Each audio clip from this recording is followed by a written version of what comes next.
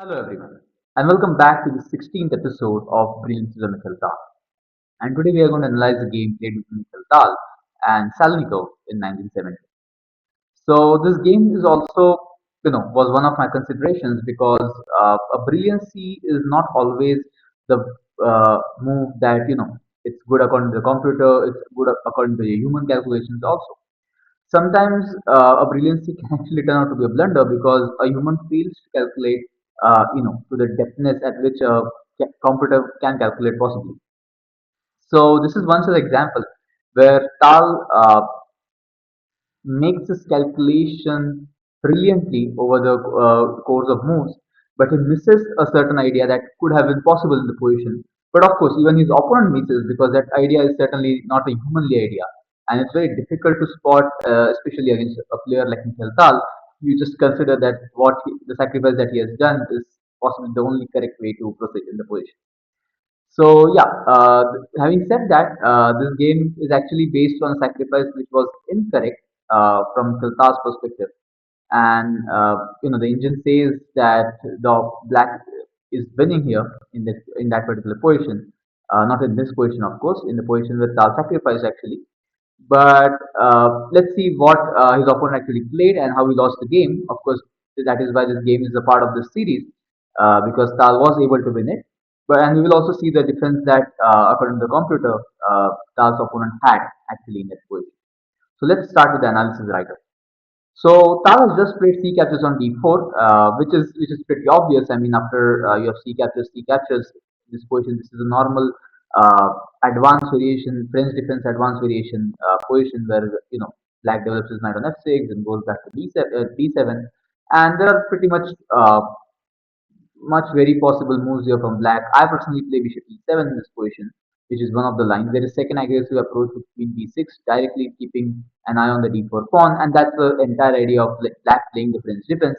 The D4 pawn is certainly very weak, or we can say the prime weakness in White's position. So, of course, Salnikov could have done all of these things, but he goes for the immediate F6. And I think Salnikov at that point of time was a good player, but he surely knew ideas in the French. This move F6 is certainly there in French, mainly in the advanced variation in white pushes E5. But you have to first prepare. I mean, the preparation is to go bishop E7, kind of pressurize this D4 pawn from the queen side, and then once the position is pretty stable, then F6 certainly makes sense. And because it's played too early, even Tal kind of comes up with the idea here. So feel free to pause the video and find the idea that Tal came up. Of course, it's not an idea that's working, so I will not hope for a lot of you guys to find it. But still, I mean, from a human point of view, it's certainly a very nice idea which will enhance your tactical vision and certainly give you what you can say a sense of some tactics in given position. So yeah, feel free to pause the video. For those who could spot the weakness and I think only those who can spot the actual weakness in this position for black are those who can find the move. And for those who found out that the e6 pawn is weak, that is why f6 prematurely is not recommended. And second, that this diagonal is weak. These are the two main weaknesses in the black's position. So what does Tal do? Tal of course says, well, I'm going to jump in right into the position and place the move knight to g5. And this move kind of looks brilliant for white from a human perspective. Well, it's a blunder. It gives advantage, complete advantage to black. But why it's a blunder, we will discuss later. Of course, as black, what we do here? Of course, the e6 pawn is attacked. There is queen h5 check coming. You can't stop both of the things. There's only one way to stop at least one of them, that is to capture the knight. You can prefer playing knight b6, trying to defend this pawn on e6 somehow, but then this pawn on h7 is certainly very weak. After which, let's suppose something like knight captures on h7. Now the g6 square becomes weak, and ideas like bishop d6 check, pawn captures on f6 check can certainly come in future. So of course, knight b6 is not an option. Salnikov accepts it. Your pawn captures on g5, and now Tal plays the obvious queen to h5 with a check.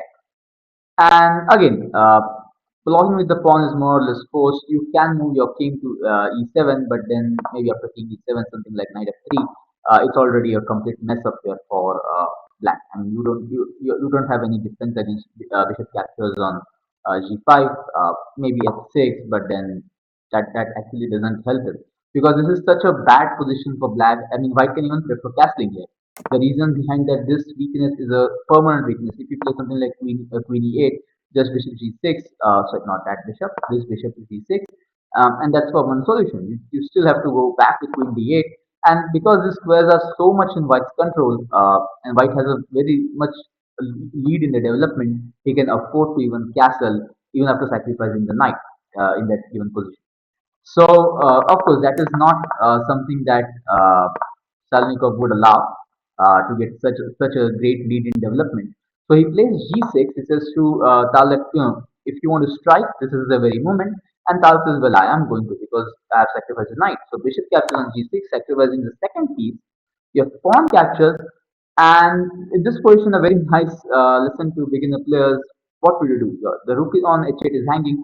You might have played puzzle rushes. You might have played positions where this pattern of sacrificing something on g6 to deflect the pawn and take the rook is much more common, but not when you have sacrifices two pieces. So because we have sacrificed two pieces, we have to go for the mate. If you take the rook, it may be still better for white. I mean, I don't know this because this entire line is not working for the reasons that I will explain you later in the video, the computer line that I will be explaining. But just from a human point of view, still taking the rook doesn't work because you have given a bishop and a knight.